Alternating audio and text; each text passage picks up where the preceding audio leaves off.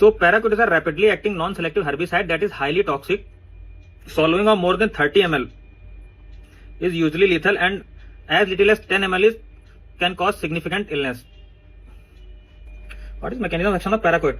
So after absorption, paraquat molecule is concentrated inside many cells and it undergoes redox cycling. So redox cycling may there will be production of free radicals, and due to redox cycling it consumes NADPH of your body. So resultant oxidative stress created by the production of free radicals and the depletion of NADPH directly cause cell damage and also triggers a pronounced secondary inflammatory response. So this cycle goes on and on, and उसकी वजह से patient को finally cell mitochondrial cell damage होगा, and which leads to ultimately death of the patient.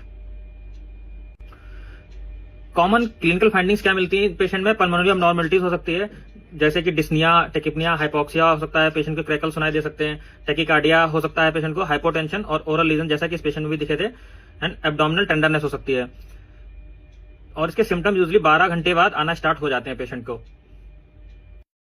Urinary dithionite test is done to diagnose paraquat poisoning.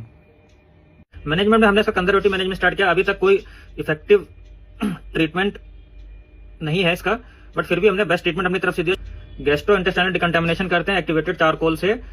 Extra corporeal therapy which means haemoperfusion और haemodialysis ऐसे patient में करनी चाहिए. जो भी recent trials हुए उसके अकॉर्डिंग हमने मैनेज किया. ऐसे पेशेंट में कंजर्वेटिव मैनेजमेंट में हम लोग रिसिस्टेट करते हैं पेशेंट को. रिसिस्टेशन की जो स्टैंडर्ड गाइडलाइंस होती है उसको फॉलो करते हुए, बस इसमें एक्सेप्शन ये होता है कि ऐसे पेशेंट में ऑक्सीजन थेरेपी यूजुअली अवॉइड करना चाहिए जब तक पेशेंट का सैचुरेशन 90 के नीचे ना जा रहा हो, हाइपोक्सिक ना हो रहा हो.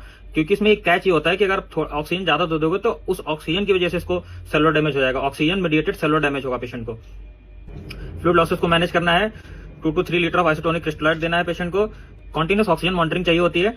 और पेशेंट को अगर सीवियर सिस्टमिक इलनेस के साइंस आ रहे हैं, जैसे कि सीवियर हाइपोक्सिया हो रहा है, हाइपोटेंशन हो रहा है, पेशेंट को एसिडोसिस हो रहा है, so it indicates poor prognosis.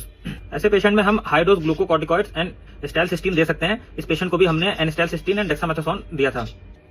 After all our aggressive efforts and best supportive care, this patient couldn't be survived and he died on the 6th day of illness. So this video is made for creating awareness regarding paraquat poisoning. Be alert, be safe and be healthy. Thank you.